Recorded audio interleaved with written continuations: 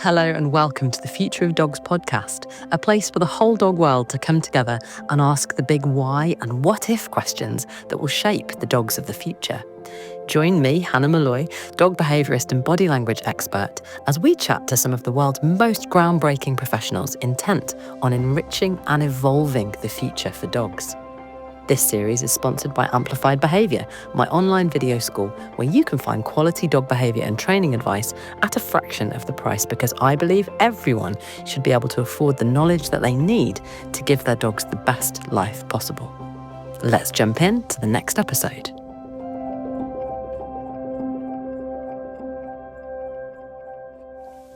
Hello and welcome to another episode of The Future of Dogs. And this episode is part 3 of The Future of Dog Training. You might remember in season 1, we had the amazing Les Graham and Kamal Fernandez for a 2-part episode on the future of dog training. And it is my absolute pleasure to have the Yoda of, as far as I'm concerned, dog regulation, a lady who has seen it all, who has been and spanned, her career has spanned the entire history, as far as I'm concerned, the important bits of dog training. It is my absolute pleasure to introduce you to Sue Evans. Sue started out her working life as a technician at the Royal Veterinary College after studying zoology at A-levels. And then she became fully qualified in science technology with the Institute of Science Technology, later gaining a senior award in science and licentiate of City and Guilds. She was an active member of the Institute of Anatomical Science, with which she was awarded a fellowship, followed by a life membership. She also qualified as a registered medical illustrator. Very cool. In late 1999, her attention was drawn by a friend to a Kennel Club advert for a job to develop an accreditation for dog training instructors programme. And with a passion for the industry, having run her own dog club for several years, she couldn't help but apply. She was offered the job, but not being happy with their initial proposal, she set about creating something more educational. This was adopted and she worked for the Kennel Club for 8 years, bringing that into fruition. For the last 16 years, she's been working as an independent canine education specialist, and she's the director of the PDTI, the QUDTA, and the Registration Council for Dog Training and Behaviour Practitioners. Sue Evans, it is such a pleasure to have you. Hello. Hello to you. Thank you for inviting me. It's a pleasure, honestly. As I say, Sue, when I first started getting into the industry, one of the biggest reasons that I love animal behaviour, I think, is that it's so young, you know? It's such a young field. Psychology in general is a pretty young science, isn't it, really? It's 100 years or so old, a little bit over, 150. But animal behaviour particularly is super young. And so dog training as an industry is so young. You know, all of the grandfathers of our industry have existed in the time that I've been alive. And you have seen such a huge range, decades of changes in the industry, and we would love to pick your brains about that. But first, can you tell us what the PDTI is and what the QUDTA is before we get into a really big conversation about acronyms? No U in the Q. It's QI. PDTI is Pet Dog Training Instructors, which is a not-for-profit company, and the QIDTI is Qualified International Dog Training Instructors. Amazing. Because the database of that was accepting people from around the world to join in there. It was set up by the lovely John Rogerson at the time. Amazing. So yes, I was a sleeping partner, and then with his unfortunate leaving, I ended up being the director. So amazing. That's how that one happened. That's incredible. And you, Sue, we were just saying before we started recording that I think you and I are from 2 very different spectrums of dog training in terms of letters. So, you know, I got a degree in animal behaviour. And then after that, I was like, how, you know, what shall I join an association? Shall I get some extra accreditation? And I mean, for me at that point, that was 2008 when I graduated, there was the APBC, the Association of Pet Behaviour Counsellors, and they were pretty much the only, as far as I could see, association that were doing anything in that field, and I could be a provisional member. And the reason that I didn't join that association was that I couldn't sign up to their code of practice, which said that I had to work via veterinary referral, which in principle I don't have a problem with.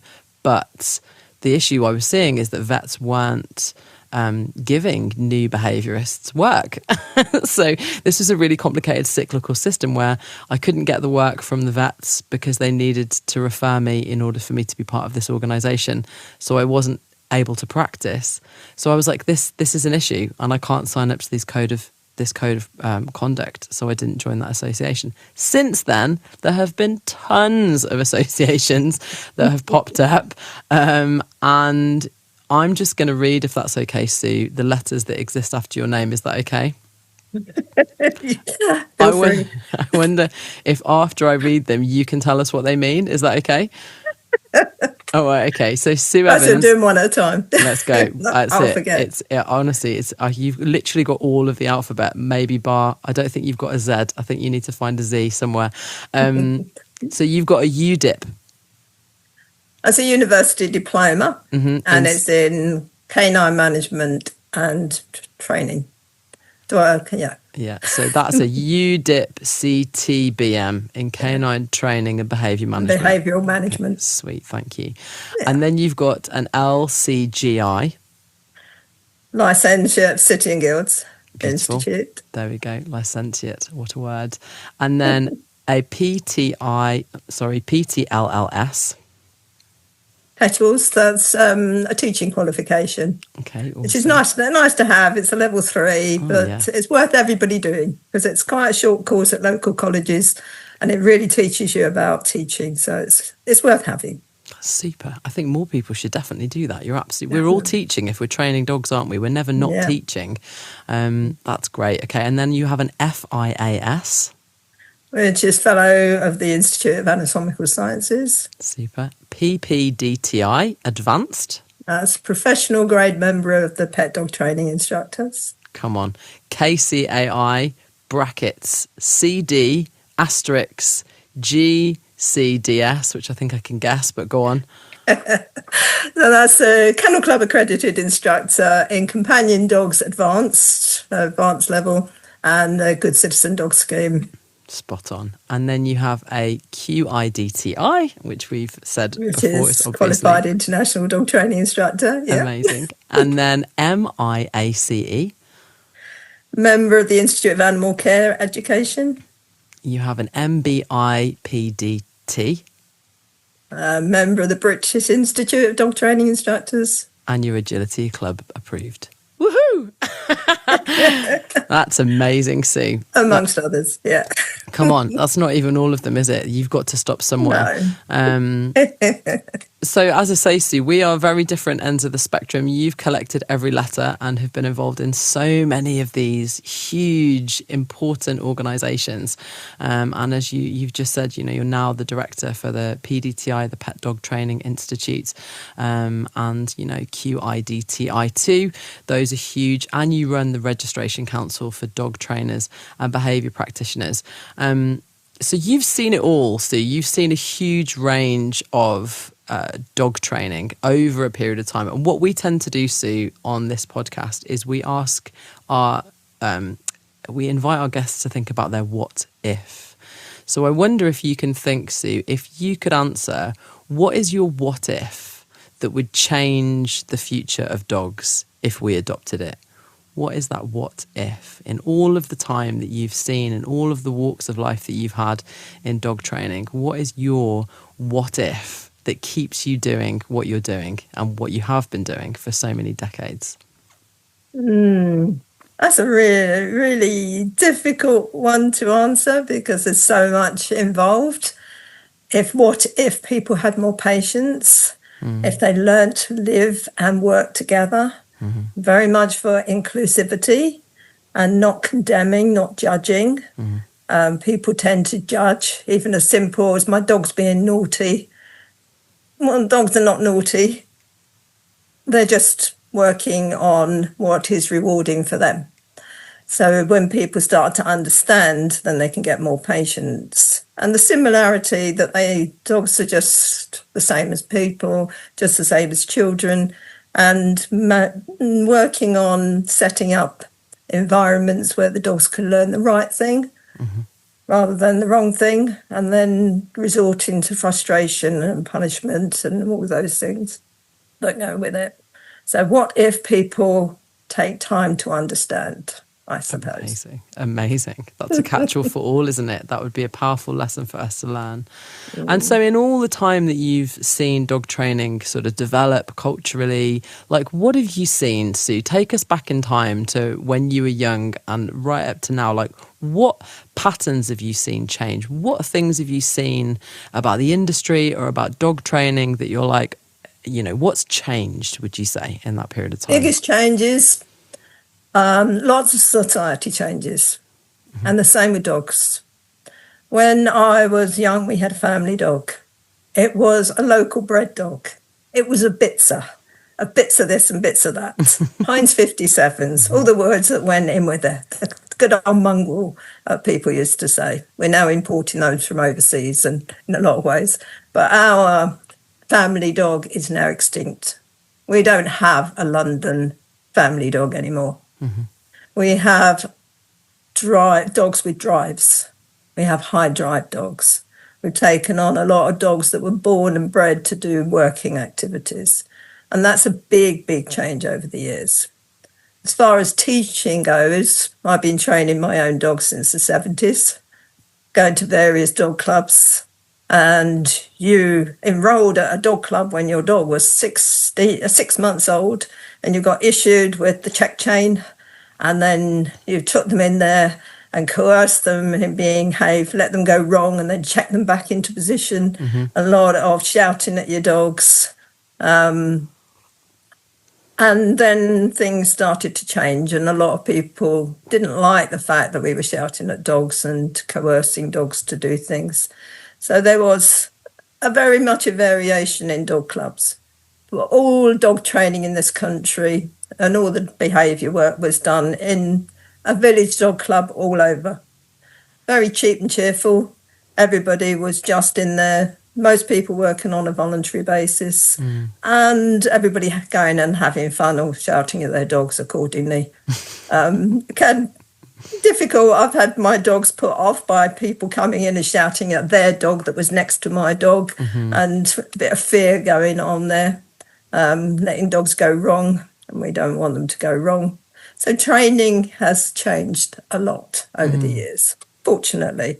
A lot for good, but there's some things that we've perhaps gone a little bit too far the other way. We're throwing the baby out with the bathwater, as it were.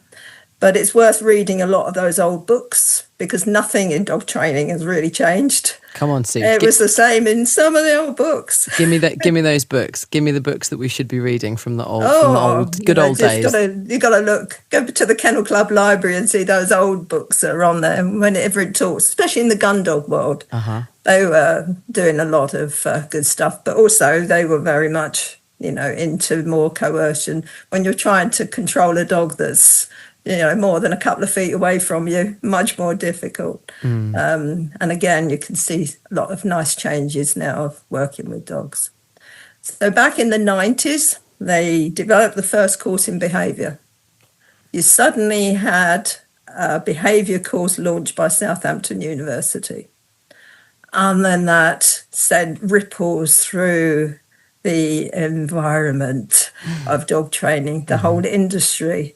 And people were going, what's this all about? And some trainers actually enrolled on the course because they were worried that they couldn't then deal with problems that were arising because it would be the remit of a behaviour specialist, someone that was trained in behaviour. That's interesting. So they jumped into education because they were fearful, actually, of being left out of the loop of what was happening, that they might lose some control over what they're already good at doing because somebody might outmaneuver them with academia. That's interesting. Yes. And then they sort of come along with a qualified, someone that's now understands behaviour better.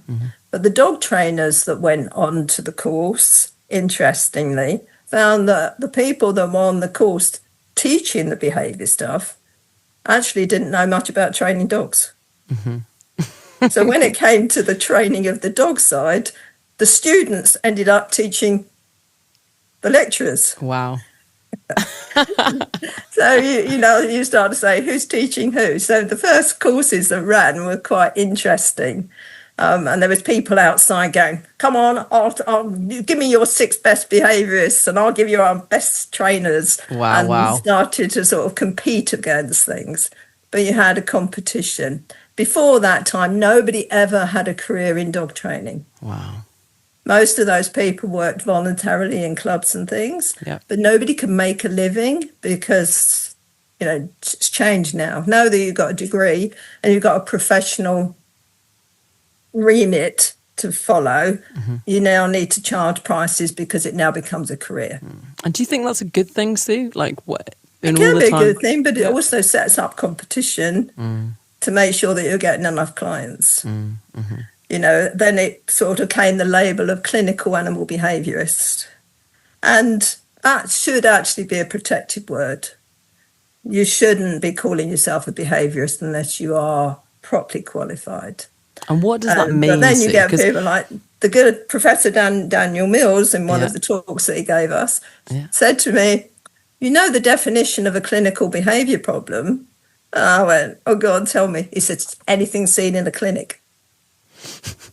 He said, and that'll include pulling on lead. Yeah, well, yes. Okay, the neck. So you think, okay, so the dog owner's got to talk to the vet. The vet now can only refer to a behaviourist. The behaviourist has got to make money, and so they've set a high fee, and they probably send them to a dog trainer in the end. It's Someone complicated. that's training dogs. That is really hard. I know when I first... It's a real hard thing because we're not really working together yet. No. And I think we need to work together. And that was a big issue, I think, at the beginning for me stepping into the field, is that I was seeing what the professionals that I was modelling on, essentially the way that a dog behaviourist would work is that they would go into a client's home, they would assess the dog, they would conclude what they considered was the problem. They'd analyse and come to a conclusion about the problem, and they would write a lengthy 3 to 5 page document with very scientific language about what was going on for the dog. And they would hand that document to the member of the public. And this might cost anywhere, and even this was back in 2008, it was still between £200 and £300, which was a lot more money then actually than it is now. And that was given to the client, and that doesn't solve any problems. And so I was watching, the people that I was modelling from doing this and just saying, who is this helping? The client has no idea what you're talking about. You've given this document to the vet. To be honest with you, the vet doesn't really know a lot of what you've said either, because this is very scientific behavioural terminology that you're using here. And surely the point of changing behaviour is much like a therapist, we need repeated sessions. So my heart always, when I first got into the profession, was how do I give clients quality training and behavioural advice that's low cost? It's always been on my heart to do.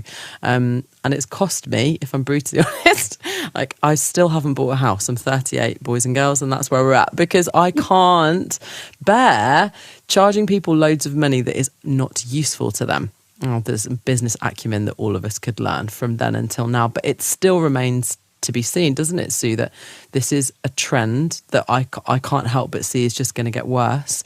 The more highly educated, definitely we want to chase knowledge. Definitely we want more, continuing professional development. Of course we do. Who wouldn't want to know lots more nuance about neurology and, the endocrine system and how the brain works, and so much more that we can understand now about dogs and dog training. But if that price point ends up on the client and then they're unable to get what they really need, which is regular sessions with a professional that they can afford, where does that land the industry? Has always been my thought.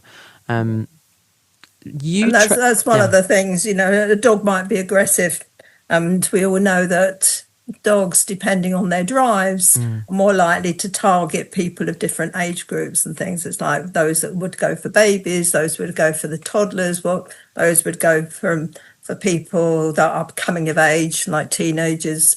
There's all these different variations, and there's times when you can go in and visit a dog that may be showing aggression, but he doesn't do anything on the first visit, doesn't do anything on the second visit. But now you're quite safe that the dog isn't being aggressive, but they'll get you on the third visit because you're just starting, and that happens with children as well in some cases, depending on the drives and the motivations behind how the dogs are behaving. So you do need to understand drives and motivations and the types of dogs and the people that they're relating with. It's not one size fits all. But a lot of behaviourists are so expensive that they might get to see a client once, possibly twice, but they don't go a third time. So they don't get bitten. So they don't actually experience the fact that that would happen to them in some cases. And that's why you need this sort of working with people that understand behaviour but are not necessarily clinical animal behaviourists. And this is where, you know, if there was a behaviourist backing up every dog club and the people in the dog clubs were a bit more savvy on potential problems, but they're almost frightened to refer out because it's going to cost them money, or to refer would be money. Then they've got to go through the vet to go to the behaviourist. As you said, your problem is that they've got to see a vet first. And in a lot of cases, they do need to see the vet first. Yes. Because, you know, we need to educate everybody that's educating the public to understand their dogs and to be able to spot these things. You know, a dog that's ragging a toy, it's not about having fun with the toy. It's why it won't give you back. Is that dog's head down on that toy when it's growling? Or is it up looking at you? Because some dogs will growl when they play. But what's the body language doing? And there's a lot of people that think, oh, it's the dog having fun. And they don't realise, I've experienced it with loads of people that I've worked with, and they don't see the underlying problem that's going to happen in that family home. Food guarding behaviours, resource guarding behaviours. This is where the breeders come in. If there was a little bit of competition within the litter on getting the food, you're likely to have a food guardy dog. But if the breeders had lots of different bowls around and there's loads of food around, you won't get dogs worried about food guarding. And the same with resources. If there's 12 puppies chasing after a tissue that one of them's run off with, you're going to get dogs forever and a day that love tissues. And most dogs love tissues, because I bet your bottom dollar that somebody wiped the floor with a tissue, one of the pups chased off with it, and the other dogs all chased. So these things all lead to potential problems, and I think anyone that's working at the grassroots, we need to make sure that those grassroots people are spotting problem behaviours before they arise. So they manage situations so they don't practice them. So this is a big conversation, and I wonder if it's going to send us off kilter, but we're going to go there anyway, because I think it's important to see. But what for you is the difference between a dog trainer and a behaviourist? Big contentious argument, and I know it was probably this argument that split the industry a little bit a long time ago, so feel free to go into that. But what for you is the difference between a dog trainer and a behaviourist? I think labelling people is a problem, like labelling dogs is the same thing. No, my dog's got separation anxiety, my dog's got this, that and the other. It's labels cause the problem. And if we just call it dog training and behaviour, it's not a problem, because there's people on a sliding scale. But as soon as you define somebody as a dog trainer at one end, which might be appropriate for someone doing agility training or just ring craft, and they're doing something very specific, but if they're looking at the whole relationship with dogs, then drop the labels. And we're just into training and behaviour, which is united. You need to understand behaviour, you need to understand training and how to adapt each to your advantage.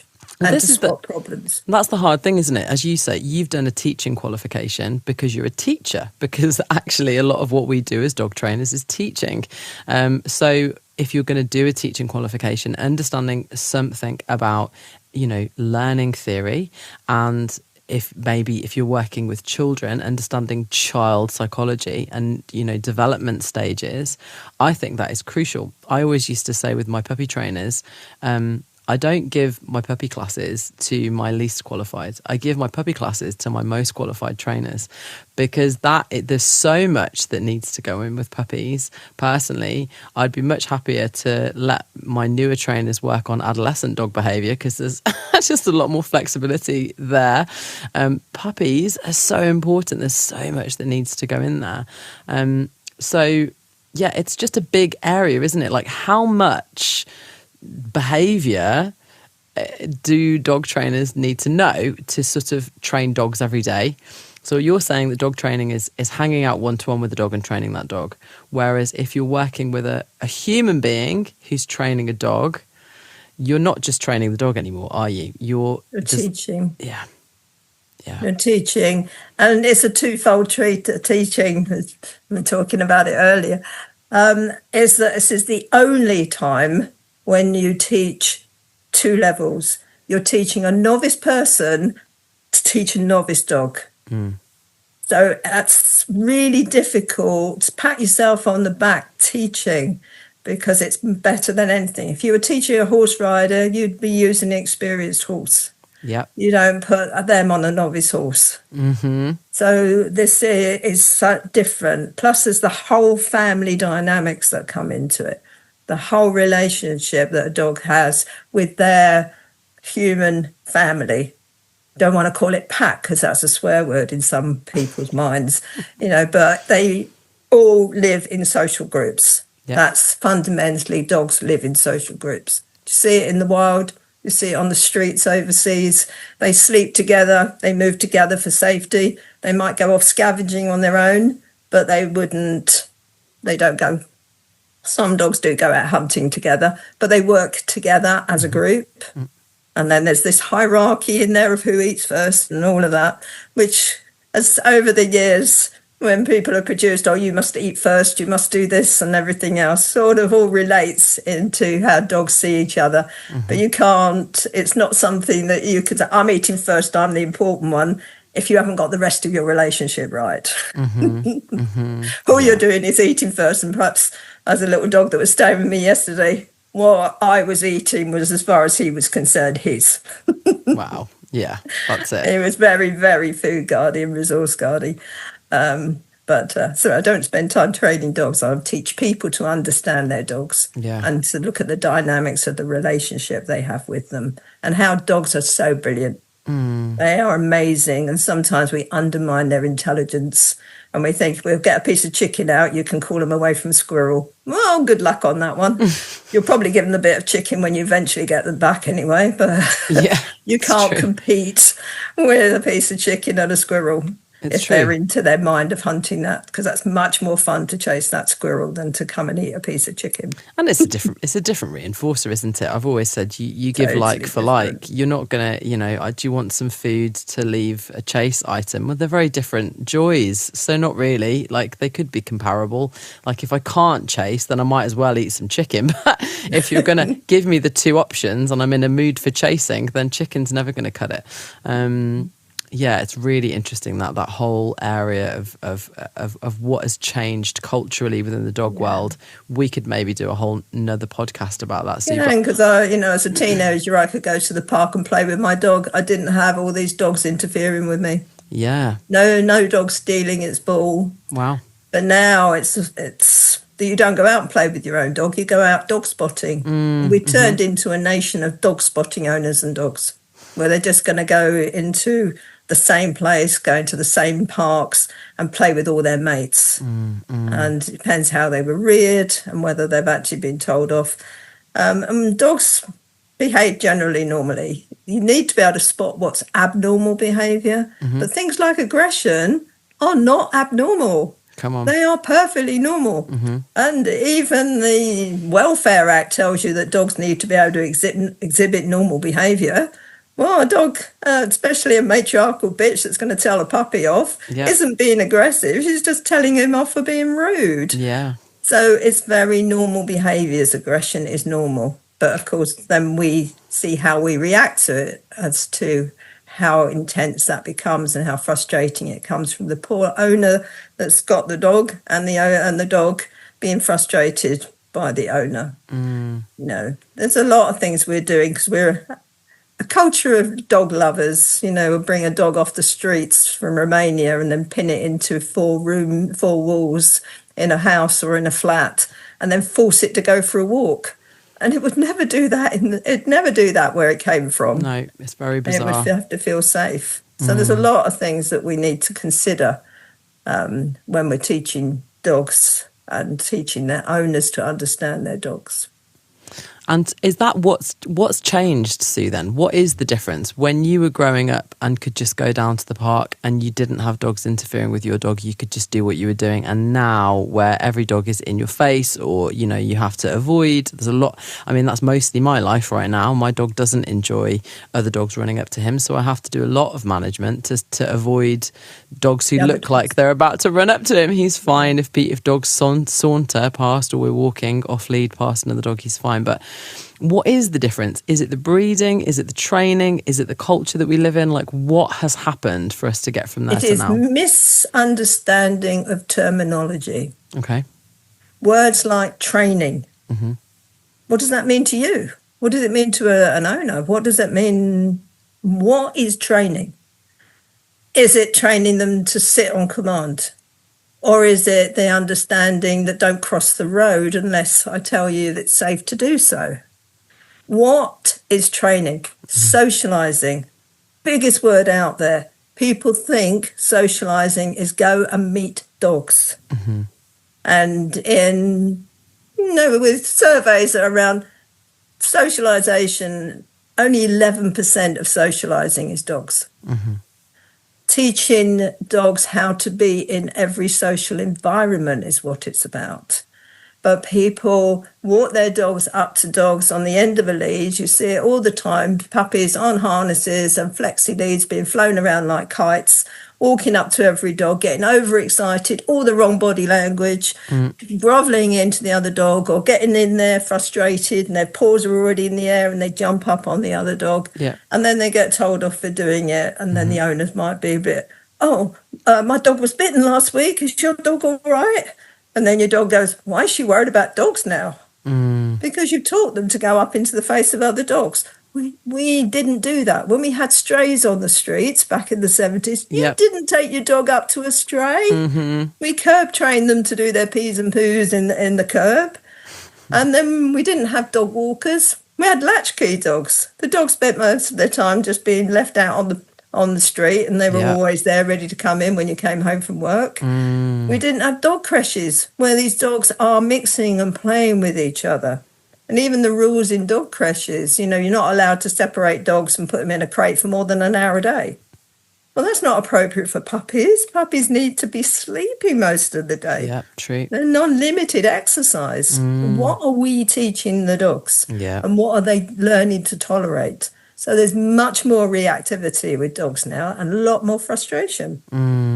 And we see it all the time. That is the irritating thing, isn't it? When you hear stories about the way that dogs have lived with people over time, there's been so many cool dogs that, as you say, as a latchkey dog, we're not micromanaging that dog's choices. It was a lot less safe, arguably. We had less traffic, less people, actually, in the UK, really.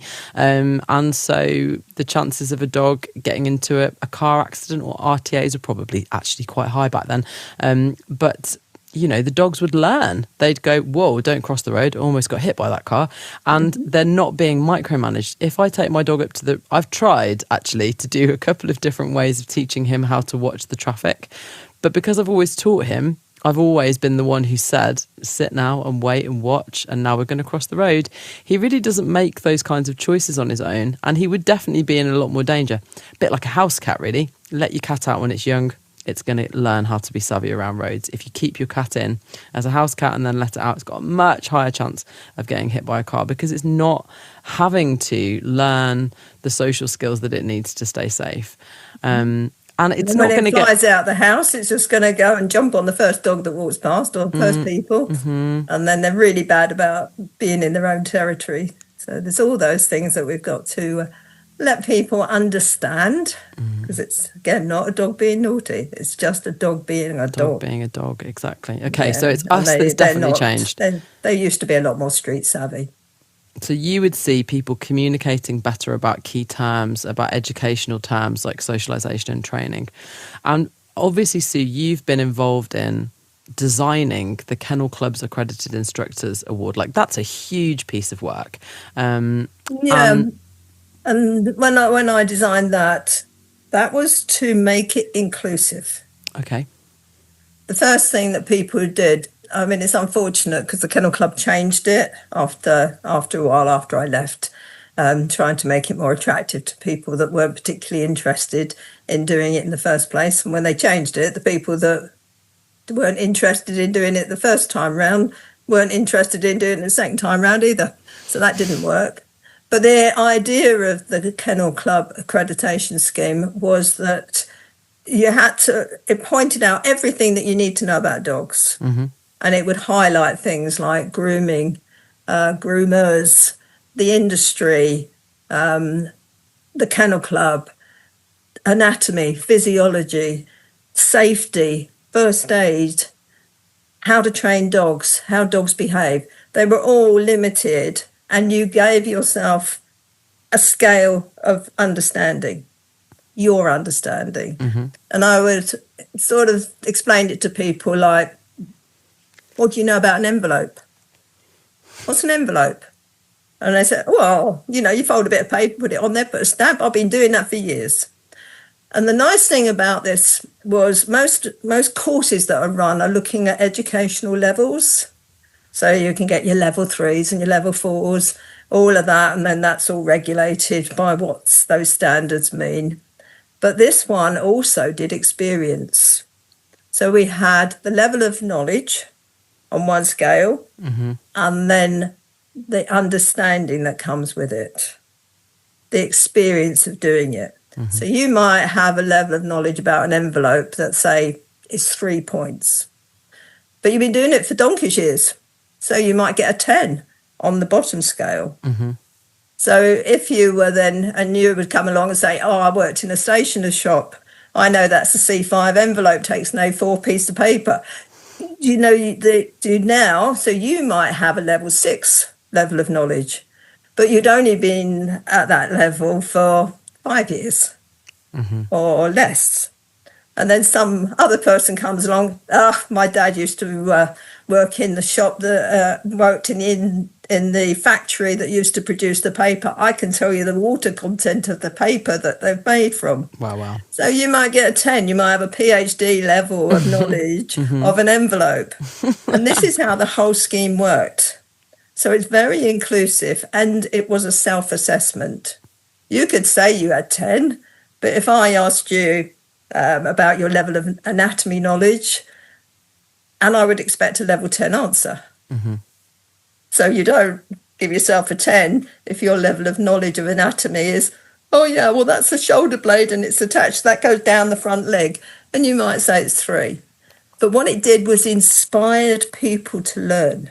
Mm. So once you've done your sort of self-assessment, you then get a whole load of range of questions and things to give you a little bit of, well, look that up. And people started to get together and form little groups where they started studying together. And that was really nice. So you had sort of ringcraft people working with gun dog people, working with working trials people, wow. Not just the pet dog. It united the whole of the dog world wow. into educating so that everyone could, well, you research that bit, I'll research that one. We'll meet next week and we can swap ideas. So that was the whole point of that scheme. It's really educational. Sadly, it's no longer doing, but it did come out top on the Cork report in 2008. What? See, that's the Companion report? Animal Welfare Council mm-hmm. Were asked by DEFRA to look at the dog training and behaviour work in the UK. And the DEFRA is the Department for Environment, Food and Rural Affairs, for those that are not British. There you go. Mm-hmm. Yeah, okay. So it's a really big thing, and it took them a few years to write the report. I was at the Kennel Club at the time and saw the first report, and I thought it was a load of rubbish, to be honest. So they went back and revised it. Yes. Come on. Amazing. But the Kennel Club scheme came out as the top recommended model Well done, for Sue. use. And in That's fact, the super. Kennel Club, remember them asking whether they could adopt the same module for cats and horses. But the powers that be, no, we're just dogs. No, you can't do that. They weren't prepared to to let me develop that module for other animals other than dogs. Think of where we could be if you'd have just let her be, let her teach. She's amazing. Okay, so that was back in the day. You did the KCAI, that developed. So 2008 was the court code. What happened after that? Because, you know, as I say, Sue, when I graduated in 2008, that's when this court report came out. This is where we're at in terms of, you know, life stages. We've got huge gaps in time. And for me at that point, the only contender really as a professional association, those that might look to regulate the industry of dog training, which many people think should happen. You know, I know you and I, Sue, got to know each other a lot better after a parliamentary group meeting in 2018, just to give our audience a bit more perspective on our friendship and how that's developed. And that meeting was to look at, you know, should dog trainers and behaviourists be regulated? And there was a unanimous yes in the room. 300 people chipped in to that conversation. There were hundreds of people in the room. It was amazing. And everybody said, yes, it should be regulated. And most people said, we need the government to do that. We actually need government to regulate dog training because we're not doing it very well at the moment. And that was 2018. So that's 10 years later.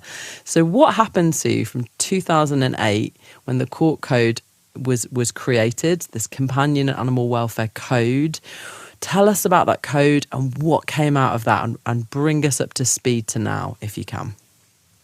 The court code, the report came out, and then there was lots of industry meetings. A lot of people were invited. A lot of the organisations got involved, and a lot of the charities all worked together to discuss what we should be doing with responsible ownership and what we're teaching. Obviously, methods came into that because a lot of the people that were at the meeting had been changing from the old brigade where I started of check, change and shouting at your dogs. We'd all moved forward into training more sensibly and more sympathetically and with more understanding. So there's a lot of behaviour knowledge that was coming through. More science was being created at this time. There was more access to information. And it was realising that you didn't have to shout at your dogs. You need to teach them and let them understand, set up environments where they could learn properly. So that's what causes the divide of regulating, because a lot of people think if you register and regulate people, then it's going to stop all the harsh handling, all the aversives that we now talk about. You can't say no to your dog. It's the extreme of you can't use aversives. Well, it's going to save your dog's life. Sometimes you might have to say, stop, don't cross that road. And yet, again, people are people, and they're going to get frustrated and tell their dogs off and they do things. But it's their lack of understanding to make sure that the dogs understand how to work properly in the first place, how to be well behaved, not well trained. Training can mask behaviour. Because if you tell a dog to sit, it doesn't actually mean that they know how to sit in every environment or when it's appropriate to sit, which there isn't much really a need to sit. And then dog training clubs, when they're telling their dogs to sit at curbs. Well, what if the dog doesn't want to sit? What if it's young and it's growing and it's got a few pains going in its back legs, or it's elderly? Why have we got to make dogs sit at a curb? What's the important thing about stepping off that curb is the important thing. So showing them. So all these aversives and everything else was why most people want regulation, because they think they can stop people from using aversive techniques. Interesting. So that's when regulations come in about how we should be appreciating dogs and how to understand them. And, occasionally you have to look a little bit, excuse me, don't do that. But it's not punishing, not setting your dog up to go wrong and then punish it like it used to be in the olden days. That makes sense. There's some pros to regulation in terms of education, you would have thought, right? So when you created the KCAI scheme, what you were trying to do there, Sue, was create an inclusive education system, wasn't it? Yeah. It was actually to build community around education and raise the bar of learning rather than have like a top-down control system that dictated to people what they did and didn't need to know or do. Yeah. And a lot of the awarding bodies only recognise theory. So the Kennel Club scheme, interestingly, when it went to awarding bodies, would only do, it was divided into 3 sections. So there was all the theory stuff, section A. So that's theory. Then there was experience in all the canine activities. And then there was coaching skills. So A, B, C, background experience, coaching skills, C, the 3 parts. A is that knowledge base. So you've got those 3 things going across. And it was allowing everybody to be involved. Everybody, not just doing, but the awarding bodies can only do A. They couldn't do the rest. No. Because there's no way of doing it. So you would only get the levels of knowledge in section A. So if you go and do a course, awarding bodies look at the delivery of the courses and not necessarily the course content. Right. Or how it's taught, or what people are trying to teach you. Some courses are very setting you on a path that's quite narrow. This is the only way you do something. Yep. So you need to be able to talk to a lot of people. You'll learn a lot by visiting a gun dog person. If you're an instructor in pet dog, you need to go to Ringcraft. You need to know what other dogs can do and what their natural abilities are. You need to have that range of knowledge and why it's important. And so if you're an instructor, you need a wide level of knowledge, and that takes a long time to build up. It's true. And it's not just theory. But you appreciate people at the top, but you also try to educate the ones below you to be a minimal standard, at least, so that they can start to spot things and that they're inspired to look things up, know more as they're what they're doing.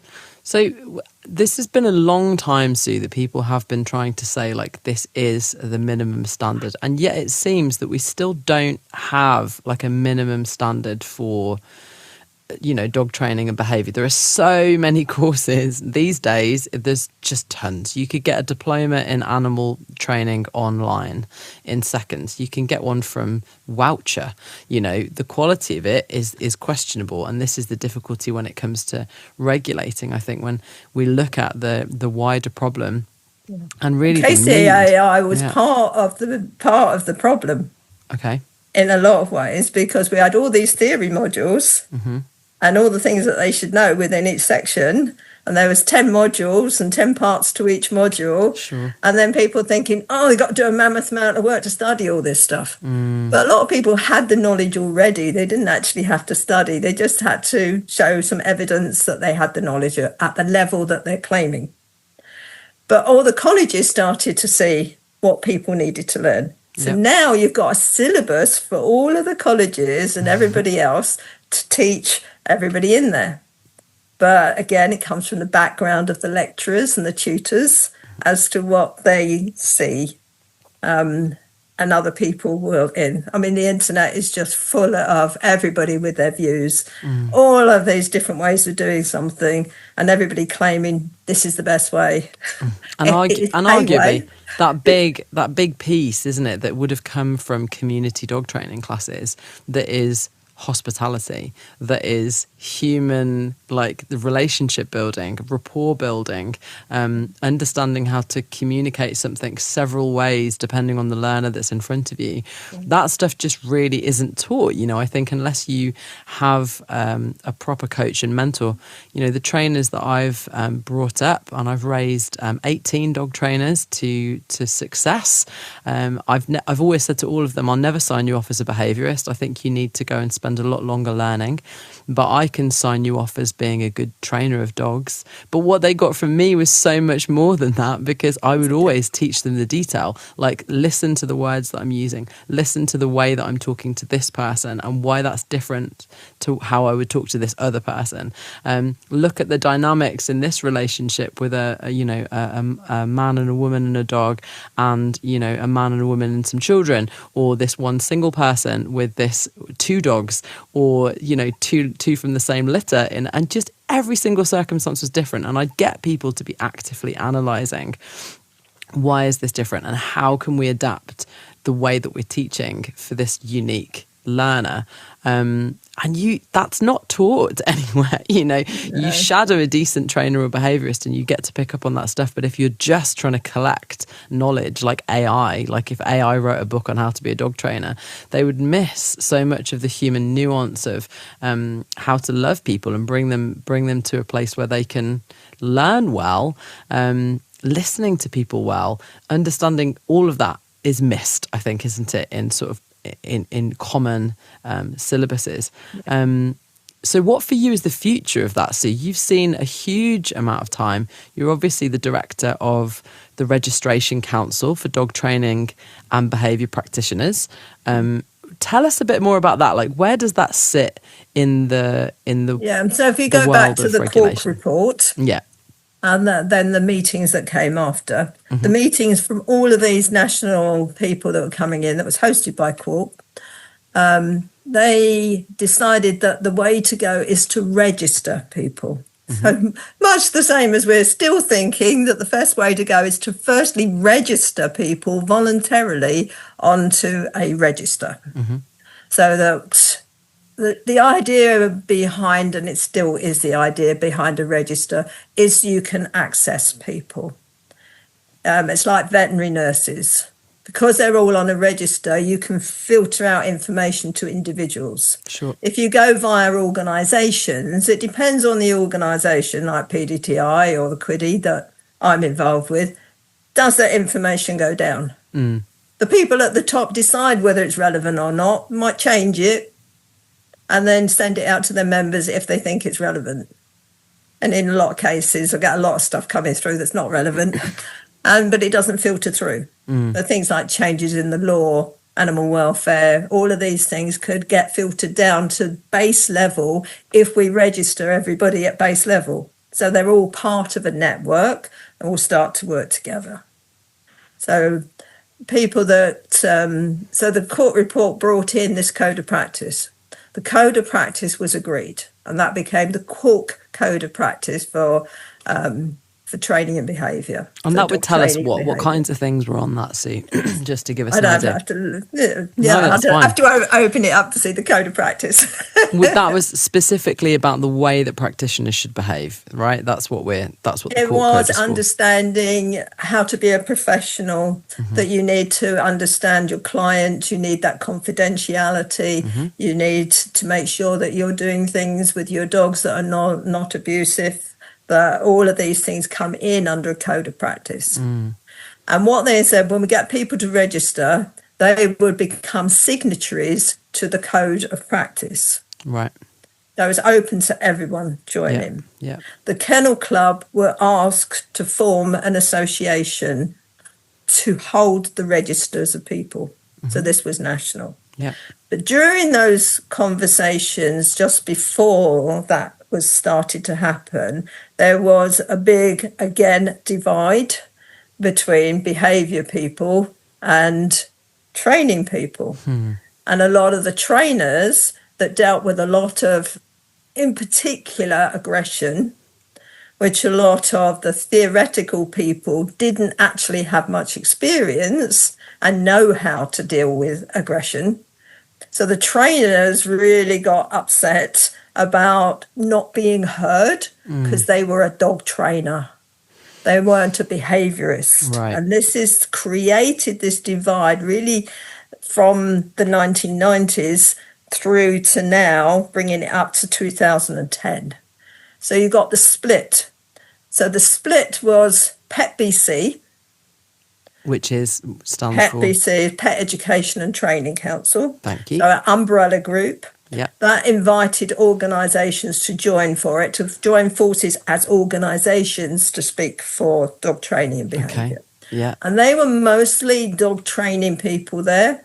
But interesting, the effect it had on those people that weren't being heard is they ended up developing a degree course. So those people, a lot of them went and studied to get themselves up at degree level so that they couldn't be criticised for having a level of knowledge which was not up to the standard of the big wigs that were behaviour with degrees. Right, okay. You see. Gosh. So a lot of the charities sort of owned up, and the Animal Behaviour and Training Council was formed, who thought they had the remit for the signatories. But the signatories didn't. The register of signatories was developed then with the Kennel Club as the secretariat. It wasn't going to be run by the Kennel Club, but they were putting it together with some regulations to go with it to hold and manage the register of people that signed up to the code. Okay. But the Kennel Club weren't very good at promoting it, to be fair. And the people within the office weren't particularly passionate about it because they had the KCAI scheme. They had the Good Citizen Dog scheme. Yeah, that's a so lot did going they on. really need to worry about this register of people? Yeah, yeah. And the people that it really affected with all of this is the pet dog training people, the companion dog training people. Yeah.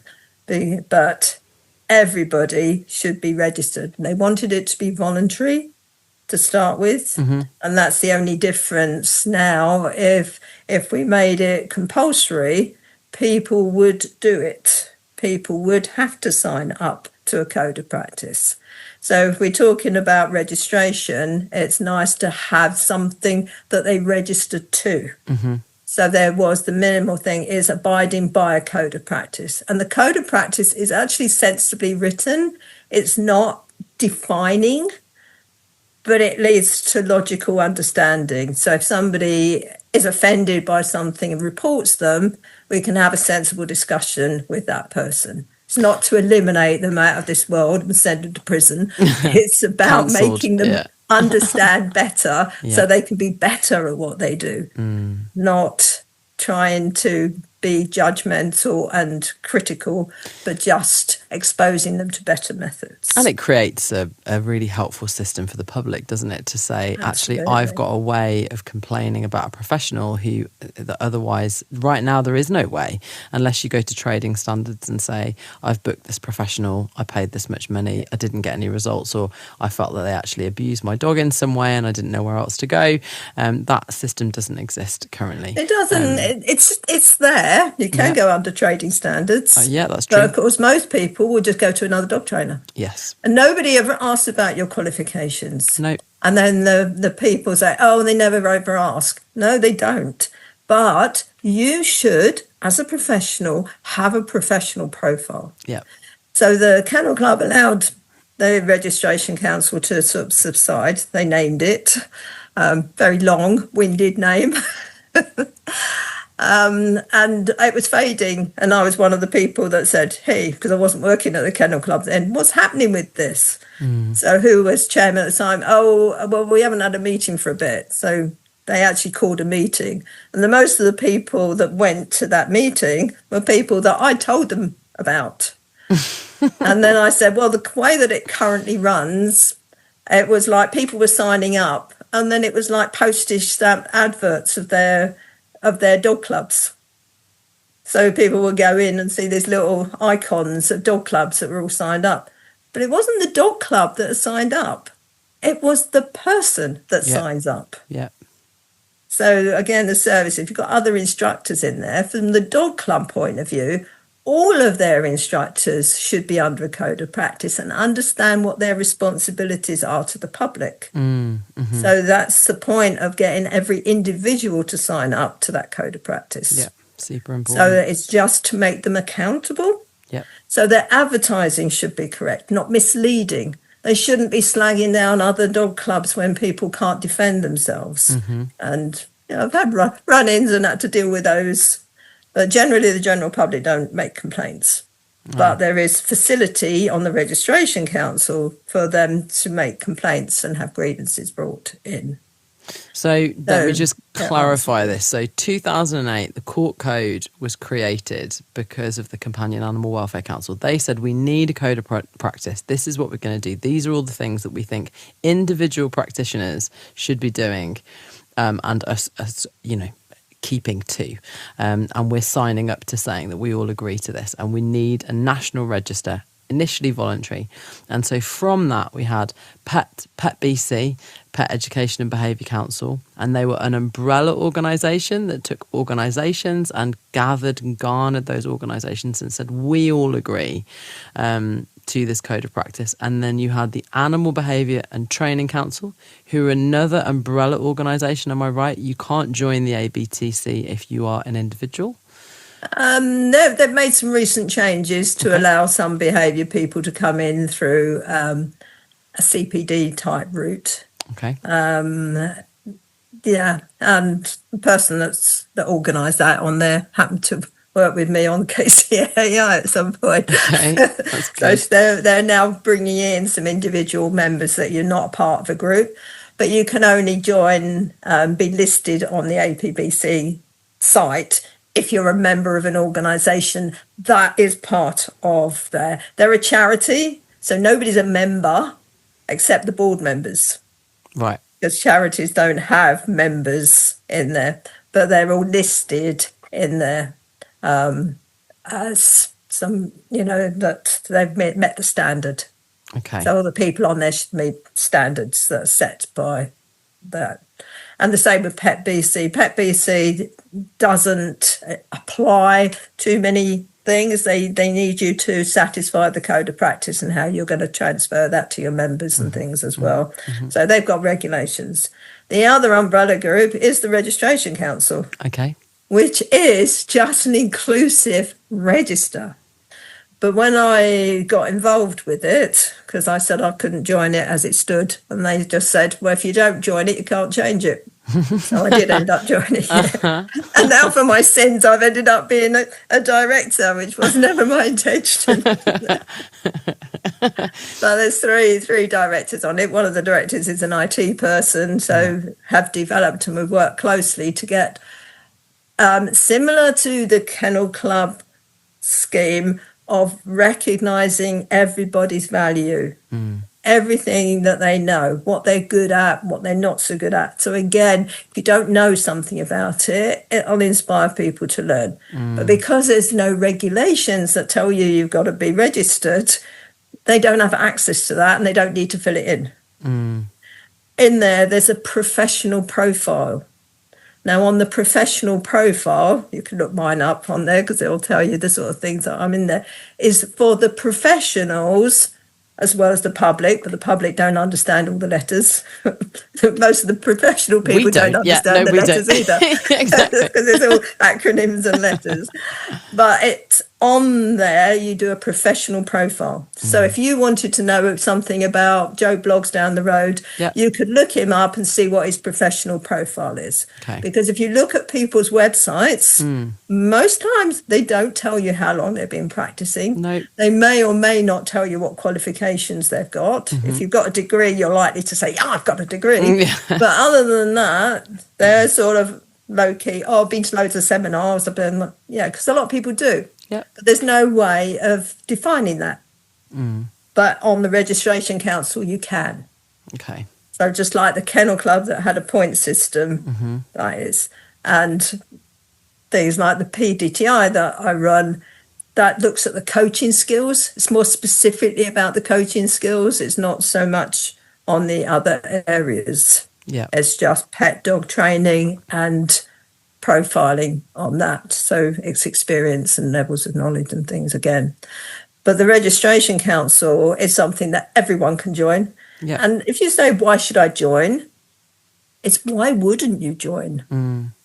There is nothing on there that would be not worth your while joining. At the moment, it's only £25. And I haven't had any renewal fees because I haven't charged any. Oh, bless you. We will make money at some point, but the idea is not to make money, apart from our running costs, and a lot of that's heavily weighted towards me being director. But it's there to inspire people to look at all the things that are out there and learn a little about everything. I remember doing that with a Newfoundland once in my dog club. We had this Newfoundland who was taking his level 1 certificate and things. And, so as a knowledgeable instructor, I had a quick look to see what that involved. And I looked up the next rung.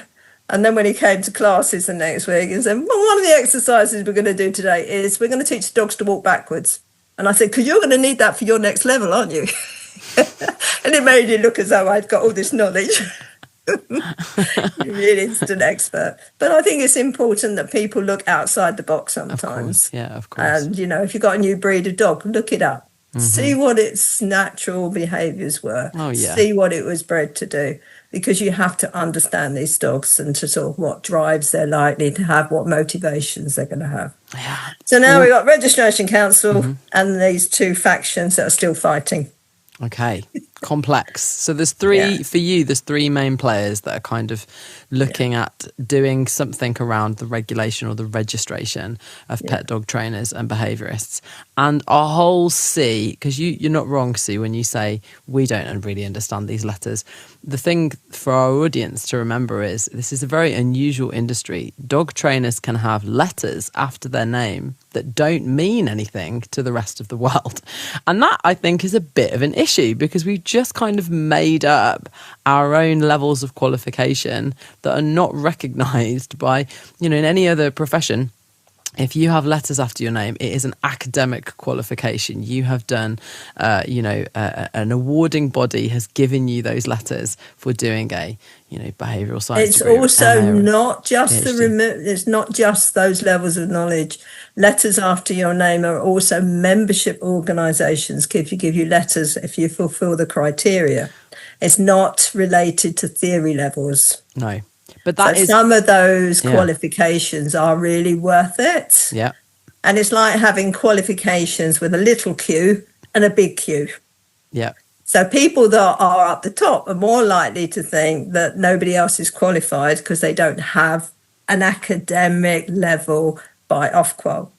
Ofqual is the big organisation that controls the standards for all of those things. And everybody's setting up courses that they reckon are at one of those levels or not. And the problem with when you're a practitioner or you're starting out as an instructor or a trainer or whatever label you want to put on yourself is if you do a course that might be cheap and cheerful or it might be really expensive, what have you learnt? It's not about condemning that course as a load of rubbish because somebody might have gone on that course and passed at 95% and somebody else might have passed at 40%. And a lot of the university courses, the pass mark's 40%. And you think, well, what's the 60% they haven't known? It's just about what do you learn as an individual. So if you're a real study freak, you can actually get higher levels of knowledge than somebody that might have done a high-level course but actually doesn't really know much about the subject. It's true. It's true. And so nobody asks you, do they? That's where the KCAI scheme and the Registration Council, all that profiling is about you and your learning and not condemning you for choosing the wrong course to do because it's not acknowledged as one of the good courses. Who was the tutor on that time? Who inspired you to learn? What was the tutor system? Was it just reading and answering questions or were you being managed through it? So there's a lot of courses that apply things to you and brainwash you. And into that's the hard thinking thing, I ways. think, isn't it? For the novice dog trainer or for the novice dog owner looking for a quality professional, nobody really knows. Like, unless you've been studying for a long time, you've been reading a lot of books, and you're like, actually, I've got a good idea of who the good professionals I think that I would trust to write a course that I'd want to take are. Really, in this generation where we're so flooded with information, there's so many dog trainers, there's so many courses, there's so many accreditations, so many industry bodies. It's very understandable that actually there does need to be a slightly better level of benchmarking, or a system, as you say, Sue, that allows us to, no matter where we've come from in learning, put that learning into a grid, A structure. And understand it contextually from, you might have done 15 courses, but if they were all £15 courses, the quality of education, the knowledge was written by somebody who had just learned something from a £15 course. You could be an author and have just written a pamphlet and sold it on Amazon. That's the thing. Or you can be an author that's actually written a book and taken the time it takes to sit and develop and edit and consider. And as you go up, they're all exercises in learning. I mean, I've been in the education system, rec college, then kennel club, and independently. I've looked into all the organisations out there. I know most of the people that are involved, even in the background. And I'm watching all of these, listing all of these organisations in there, and everybody means well. The thing about dog training is people doing it because they're passionate to help dogs. And that passion shouldn't be down-rooted, but we just need to give a bit more guidance sometimes and exposure to better ways of doing things and understanding why people are using these things. One of my greatest inspirations was John Rogerson, who's got a really good book.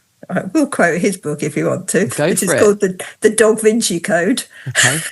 But it's worth a read. It's a pet level book, but it actually puts dogs into perspective. So the first parts of it talk about the types of breeds and the types of things, how dogs play, why they play the way that they play, all of these sorts of things. Really good information in there. And he'd been around with dogs all over the world. And last time, before his demise, he did speak of the best behaved dogs around here in China. Because the dogs are still living with their families and they're eating the same food as the people. They're just with their family. They go out. They don't put them on lead. They all go out together. They don't go running off and going out to parks and playing with them. Wow. They're all just nice, well-behaved dogs. Whereas the new wave of taking them to dog parks and letting them let off steam and play around with each other is just, in a lot of dog cases, just leading to a whole load of frustration. Dogs don't want to come back to you because you're not doing anything with them. So when you go out, you switch off. You're sitting on your mobile phone while you watch them play in the distance. Super hard. Worst thing we've ever done is put dogs on flexi-leads and go, well, I don't need to teach them recall now because they can just roam around on a flexi-lead. I'm like... cutting people's legs off and all sorts of things. So complicated, isn't it? And yet we need to keep dogs safe. We need to put boundaries in place. We need to think about how our societies, how people coexist in society. And that's really important too. That's just a messy business. So for you, Sue, what is the future of dog regulation and training? Like, you've been in this for a long time. You've got the Registration Council. You and I have been talking about how to regulate the dog training industry since at least, 2018. So for the last 6 years, we've been chewing over this as a concept. What do you think the future could look like? Everything always comes back to the same thing that happened with the court report, with registration, and then with it, inspiring people to learn how to do and bring in. You automatically regulate when you do registration.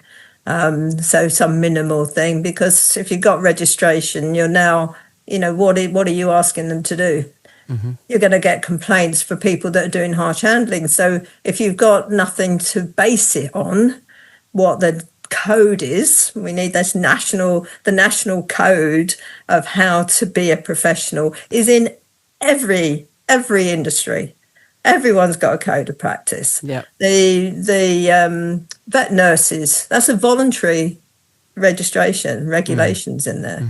But there are regulations because there are professional ways and manner of knowing how to do things. So you need that minimum level. Otherwise, you cannot go and say you're doing it wrong if there's nothing there to support that. So the regulations and the registration come really hand in hand, because you need grievance procedures, you need everything else. So you automatically get regulations, even if you're just calling it registration. So for you, it will happen. Get everybody registered to a centralised government database. Yeah. That's what we've been singing for a little while. Yeah. And in some ways, it has to be mandatory, doesn't it? Because it seems like while it's voluntary, it doesn't work. People aren't doing it by choice. It doesn't work because they don't have to do it. Okay, why would they? If you want to be a dentist, you have to work through. If you want to be a doctor. But when did you go to the doctor and have a look at their qualifications last time? Nobody ever asks. No. And it's the same. They just assume dog trainers are in there. Yeah. But every organisation that's set up, and there's loads of them, all have different ways of working. And every organisation, just like every individual, should be appreciated for what they are delivering. Like I said, PDTI is about coaching skills. Yep. It's not about theory levels. No. Yes, there is some theory testing that goes on in there from minimal levels, but we are not teaching them. No. We are assessing them, and they are earning points, again, to go up our grades of membership. Okay. So it's worthwhile for them to do for their own good of having letters after your name. It's fine. But they want to mean something. They've got to mean something. This is the frustration, isn't it? Like, we can't carry on in this world where we can just chuck a bunch of letters after a name because we've designed a course that means that you're knowledge assessed or accredited as C, D, T, K, B, E. But you need to be able to say, if somebody says that I'm a qualified instructor, you shouldn't be able to say I'm a qualified instructor. You have to say who you're qualified with and at what level. Yes, yeah. So if the professional profile indicates that, it doesn't matter so much because now the organisations will be lifted into whether it's a worthwhile qualification. So they will meet the standards. So everything automatically goes up once you do professional profiling. And accepting people. They don't have to have a degree. They don't have to. If you've only been in a dog club for 30 years, then that's what you say. If you're starting out, then you would just say, I'm just starting out and I'm assisting in classes. There you go. Wonderful. Transparent. Put it on there. Yeah. Don't start saying you're a dog trainer because you've done a weekend course. Yeah, tricky. And that's the hard thing, isn't it? The labels of people. This is your knowledge, this is your experience. Some of that is holding those trainers to account that are just signing people off and saying, like, these guys have done a 2-day course and they're a dog trainer. Yeah, and I'm qualified.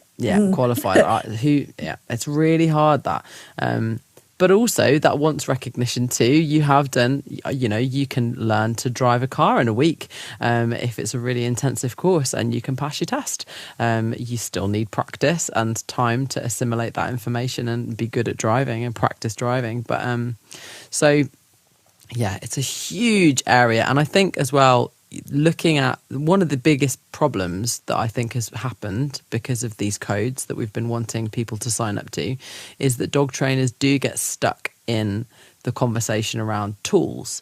And so I just wanted to kind of put a flag in the ground about that, Sue, because I know you and I have spoken about this a lot, and we're on the same page that it would be really great if we could have an inclusive group of trainers that talks about standards of dog training together. Because what I see a lot in the industry is that we are very quick to want to just cut people out who disagree with us. And if we keep doing that, we're not raising the bar, we're not retraining or training anybody. And people are scared to say that they are going to agree that somebody's a dog trainer that they don't agree is a dog trainer because they use a tool that they don't use. And my perspective always has been that we need to be inclusive. We need to have conversations with people from a range of backgrounds to design these codes of practice. And until we can do that, and I think that is a whole piece in and of itself, is teaching people how to hold space for people they disagree with.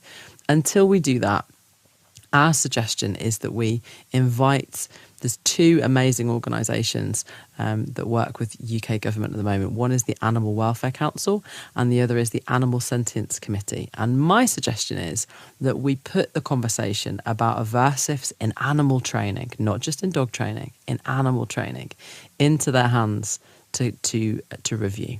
Because and then it's looking, because back in the 90s I did a lot of agility with aggressive dogs, or dogs with aggressive issues. For sure.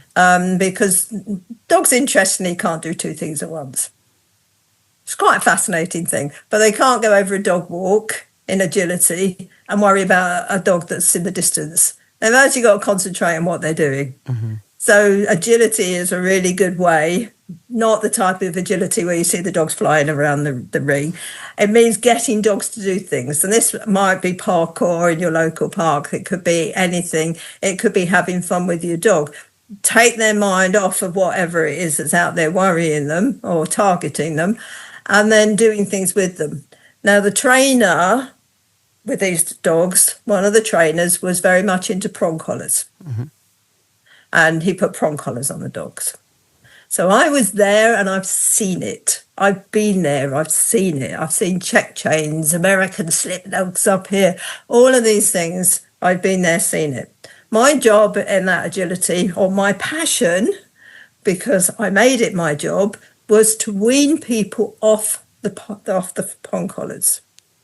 But what happened with the prong collars is the owners start to think it's the prong collar that's keeping the dog controlled. They won't wean off it. They can't bring themselves in. So people that are on prong collars keep advocating them because they've had success. And there might be a use. One of the best clicker trainer people in the world that I knew did a workshop for one of these really primitive breeds workshop, like the Anatolian. It was a really big breed, and they did a clicker training at the session. And what she learnt by the end of it is when those dogs fly at something, there is no way of holding them back. Wow. She actually had to agree that they needed prong collars on them. Wow. In some cases. Gosh. Because the dogs were so powerful. But then introducing a proper collar alongside the prong collar, double-ended lead, you're using the collar most of the time. Your backup can be that one if needed. If you seriously can't hold that dog back, safety comes in. You can muzzle it, you can do everything, but the sheer power of the dogs. And this is what you get with the XL bullies and things as well. It's really the tough, sheer that, isn't power. It's tough. Even the little pocket ones, they're polling power. They're so low to the ground. And I think we struggle to kind of bring the comparison in here. But I just for the record, have never intentionally used aversive tools. And when I say aversive, I mean pain-inducing. There's lots of aversive tools. A collar can be aversive. A lead can be aversive. Getting in the back of my car can be aversive if the dog doesn't want to be in there. But a tool that creates, specifically designed to create pain to reduce behaviour. That's what I mean by an aversive tool. I haven't used any tool like that. I have used canny collars. They go over the nose. Yeah, they're really bad. I've used those too. Just because there's dogs that are too strong, and actually it's scary for me. And if we use that comparison with horses, this is why I think we need to take this conversation out of the hands of dog trainers, because we are too emotionally involved. I have never needed to put a prong collar on a dog. Nor me. I never needed to, and I know how they work. I know, and the guy that put them on there told people that they had to move around with that dog like it's a 2-year-old child. People, unfortunately, end up checking. That's the problem again with prong collars, because it's all right if the dog is realising that it hurts to go forward. But when you start checking and pulling a dog back and steering it, now that's really aversive to the dog. And that's the problem we've got in that. Using anything, it's the misuse of it. You can't put that in the hands of somebody that's just going to get frustrated. And that's what we see, that people do that with leads, isn't it? I'm like, loosen do your with lead. leads Your all dog the is time. stressing out because you've tensed the lead. Just loosen your lead. You don't need to use the lead to move the dog just because it's attached to it. And that's the hard thing. And again, as you said quite rightly, Sue, we don't train young people to ride horses that are being broken, as it were. Even that's a horrible term, isn't it? But that early stage of training horses, we don't put children on young horses that are being trained. We put children on horses that are already trained, because we know that children are going to jam their mouths about and, pull reins left and right, and we have to train the horse. And then we have to put a young person on it and train the person to work with the horse. And this is the hard thing. If we took all aversives out of all animal training, where do we go? Now, this is a huge topic, and I know there are people screaming at the radio right now. Aversive is collar and lead, yeah. It can be. It can be. So I think for now, if the dog training industry can back us up here, that we could just take a break from talking about tools and spend some time agreeing on what we want dog owners to know about dog training. I think that is a great place that we can be starting off. I start with four ways of walking on a lead.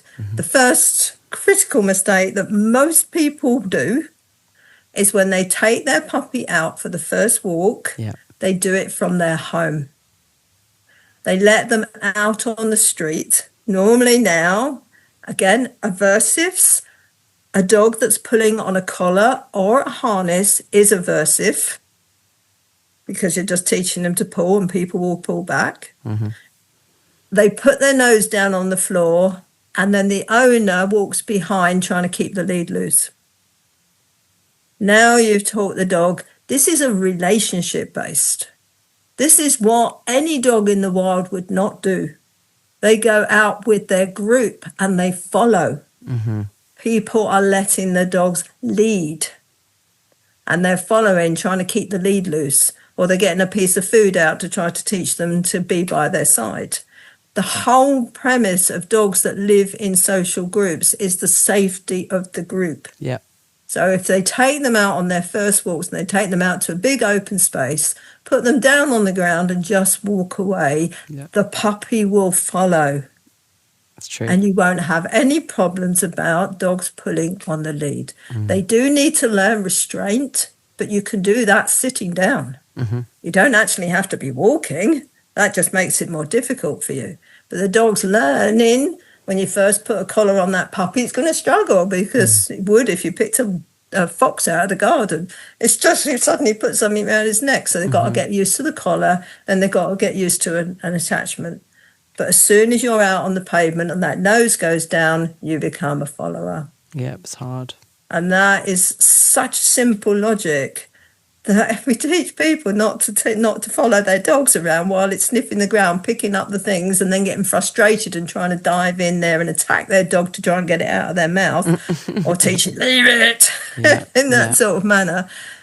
But it's so common for people to do. And then when they go to the parks to meet up with dogs, well, so they go out I think dog spotting. A lot of people are learning about dogs as they go, aren't they? They're just going, well, what are we doing now? And what are you looking at now? And we do follow dogs, because until you know how to have that confidence to be able to know that if you change direction, your puppy's going to come. Like, unless you know that that's going to happen, you're not going to have the bravery to do that unless you've seen it modelled. But I totally hear you, Sue. I still think there is something in us teaching dogs how leads work. That you got to. Yeah, but it's something just ahead of you that you can't get to. And you're going to have to come back to me in order to go forwards. I definitely teach that. It's like, look, you can't go over that. Are you teaching a behaviour pattern? You've got to look at whether that's a behaviour pattern. I walk, you pull, we stop, come back, we walk, you pull, I stop. So again, those things can happen too, because you think you're doing it right, and that's if you're told to do that and you don't have the understanding of what that's actually doing, then again it can just become a behaviour pattern. Absolutely, transactional. And they doesn't get anywhere. So, there's lots of different, it depends on what environment you are, and changing the methods that you use for different things. And everybody's got different methods. And you need a big toolbox, because every dog is different. Every owner's different. 100%. The kid's running out in front and you're trying to keep your dog by your side when dog wants to run after the kids. It's not a setup that's going to teach your dog to stay by your side when the kids are out there running and having fun, especially for a guarding breed that's got to round them all up, or a herding breed. That's going to just create problems for the family. All of that needs to be educating people to be kind to their dogs, to understand their dogs. The dogs are not being naughty, but we need to teach them how to be in today's society, and how to be responsible for them, how to keep them safe. So it's more than just methods. It's the whole thing about relationships with your dogs. That's a huge, huge area. Sue, thank you so much for giving us this amount of time of yours. You are a very busy lady. You're still training. You still run a training class, right? What kinds of dog training are you doing on a weekly basis at the moment? Oh, I run 3 days a week. Come on, she's just smashing it. 3 mornings a week. Yeah, we're a busy little club, but we're still on a voluntary basis, so nobody gets paid. Still our passion. all of my instructors do private work, but that's up to them, not up to me. So I will refer people to the most appropriate trainer for a particular dog, or location-wise.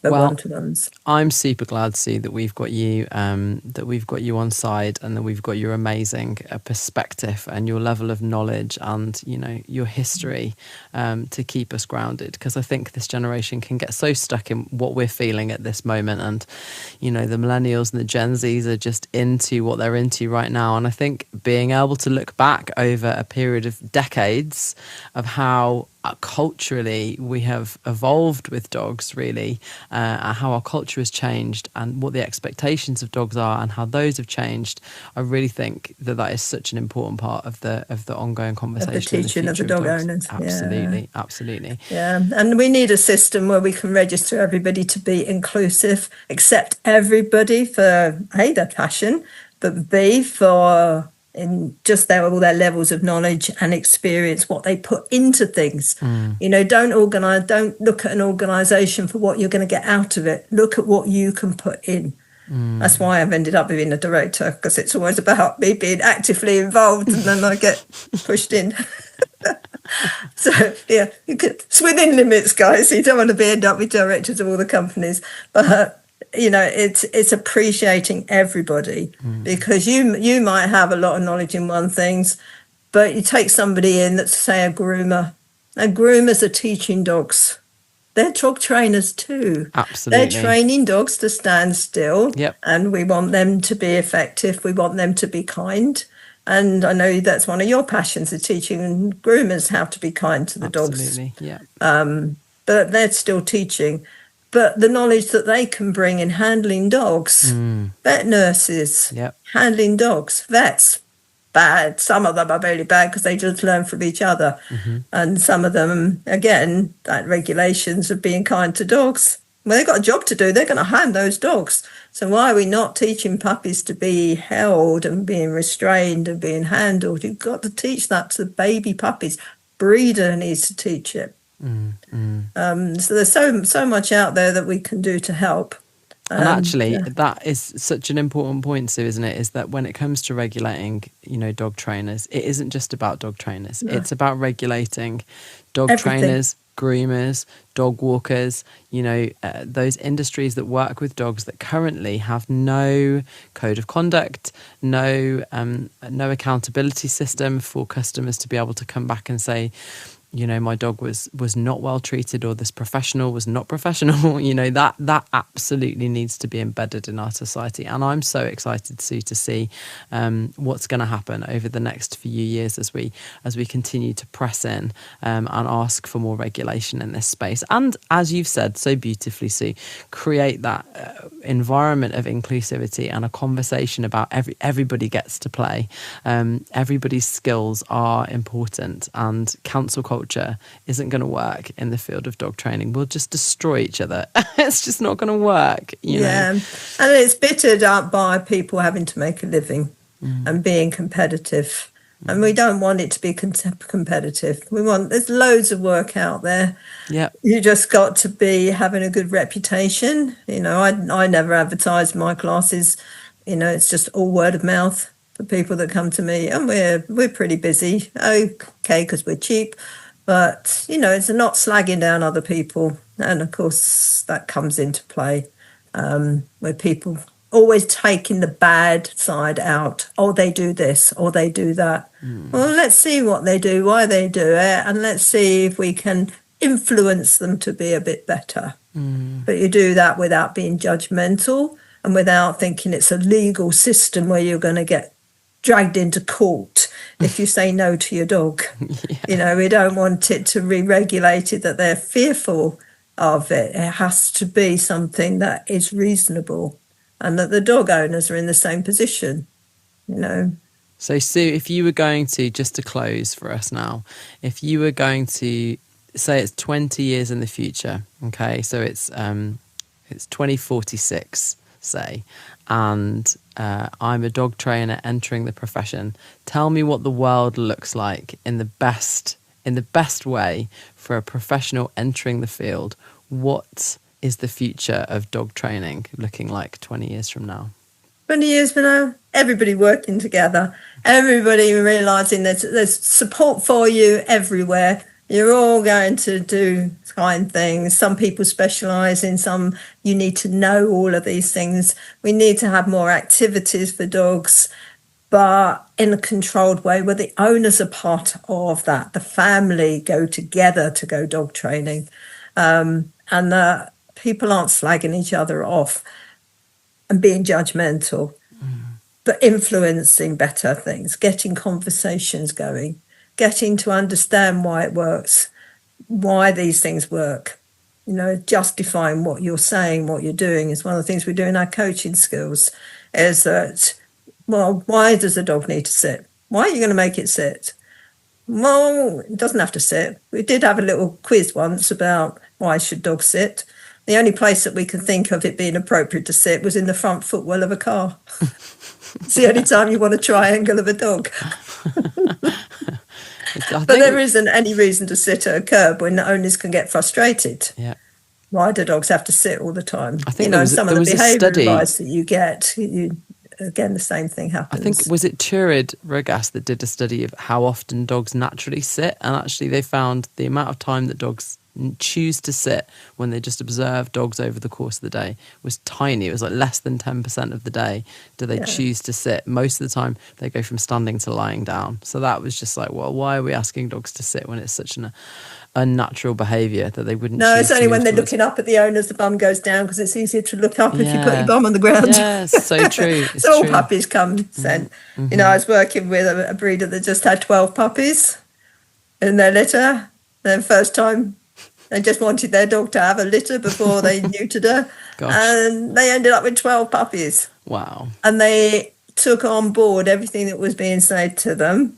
They were really conscientious. And I went there when they were 5 weeks of age, and I walked into that pen and the puppies didn't come jumping at me for attention. Amazing. They just all stayed there, and you could go up to each one of them and talk to them, and they just had their feet on the ground. They didn't have to jump up and demand attention and compete with each other. Wow. They fed them all in little bowls of their own, and they didn't let them go and steal from the others. So there's no food guarding behaviours being instilled in them. It was beautiful. Put them all on the table, and I taught them how to stand for a vet check.